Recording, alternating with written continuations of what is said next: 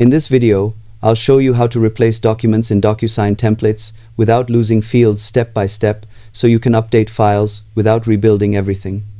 Start by logging into your Docusign account and going to the Templates section from your dashboard.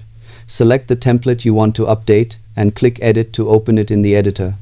Inside the template, look for the three-dot menu and choose the Replace option to upload your new document. Docusign usually retains existing fields, but this depends on how closely the new document matches the original layout. After replacing, carefully review all fields like signatures, text, and dates to ensure they are still aligned correctly. If needed, adjust their positions to match the new content. This step is important to avoid errors during signing. Once everything looks good, save your template.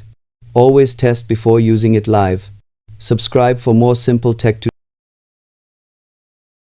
tutorials.